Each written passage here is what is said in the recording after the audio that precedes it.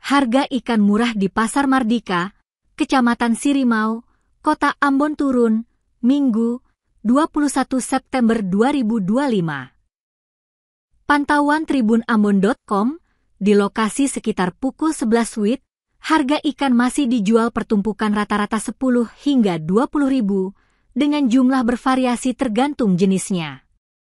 Misalnya untuk ikan kawalinya dibanderol 20 ribu pertumpukan 11 ekor, sementara 6 ekor 10 ribu. Untuk ikan momar 7 ekor sedang 20 ribu, ukuran kecil 12 ekor 10 ribu. Sementara lema 20 ribu 3 ekor besar dan cakalang 20 ribu per ekor sedang. Muna, salah seorang pedagang di kawasan Arumbai, Pasar Mardika, mengaku bahwa penurunan harga telah terjadi dalam 1 pekan ini. Hal ini menurutnya menandakan bahwa hasil tangkapan nelayan di beberapa daerah cukup. Dirinya memprediksi harga ikan masih bisa bertahan dengan harga murah dalam beberapa hari ini, mengingat cuaca baik untuk nelayan melaut. Rata-rata, ikan yang dipasok di Pasar Mardika berasal dari Latu Halat, Laha, Hitu, Salahutu, dan Pulau Seram.